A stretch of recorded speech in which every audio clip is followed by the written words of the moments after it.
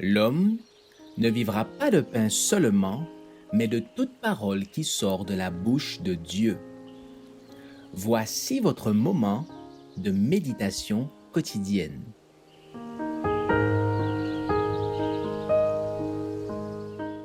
Vous recevrez une puissance. Accompagner les missionnaires le 22 mai. Pendant qu'ils célébraient le culte du Seigneur et qu'ils jeûnaient, le Saint-Esprit dit « Mettez-moi à part Barnabas et Saul pour l'œuvre à laquelle je les ai appelés. » Eux donc, envoyés par le Saint-Esprit, descendirent à Séleucie, et de là, ils s'embarquèrent pour Chypre. Acte 13, versets 2 à 4. Oh, combien nous avons besoin de la divine présence! Tous ceux qui œuvrent devraient exprimer leur prière à Dieu pour le baptême du Saint-Esprit. Des groupes devraient s'assembler pour demander à Dieu une aide spéciale, une sagesse céleste, afin que le peuple de Dieu puisse savoir comment planifier, concevoir et exécuter le travail.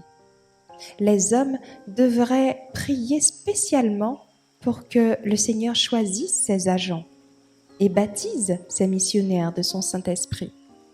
Les disciples prièrent durant 10 jours avant que la bénédiction de la Pentecôte ne vienne. Il fallut tout ce temps pour les amener à comprendre ce que cela signifie de présenter une prière efficace et de s'approcher de plus en plus près de Dieu. Confessant leurs péchés, humiliant leur cœur devant Dieu, contemplant Jésus par la foi et étant transformés en son image, quand vint la bénédiction, elle remplit tout le lieu où ils étaient assemblés, et revêtus de puissance, ils allèrent de l'avant pour accomplir un travail efficace pour le Maître. Nous devrions prier pour la descente du Saint-Esprit avec autant de ferveur que le firent les disciples au jour de la Pentecôte. S'ils en avaient besoin à cette époque, nous en avons encore plus besoin aujourd'hui. Les ténèbres morales couvrent la terre d'un voile mortuaire. Toute espèce de fausse doctrine, d'hérésie, de tromperie satanique détourne les esprits des hommes. Sans l'esprit de la puissance de Dieu, nous travaillons en vain à présenter la vérité.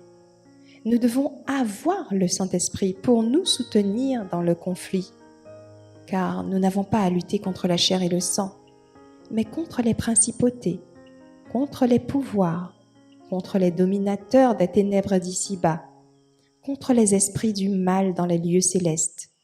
Éphésiens 6, verset 12. Nous ne pouvons tomber aussi longtemps que nous espérons et nous confions en Dieu. Que nos âmes déclarent, comme prédicateurs ou membres de l'Église, à l'exemple de Paul. Moi donc, je cours, mais non pas à l'aventure. Je donne des coups de poing, mais non pour battre l'air. 1 Corinthiens 9, verset 26. Mais avec une sainte foi, avec persévérance, espérance, dans l'attente de remporter le prix. Merci d'avoir écouté cette présentation. Assurez-vous de nous rejoindre demain pour votre moment de méditation quotidienne avec lereste.org.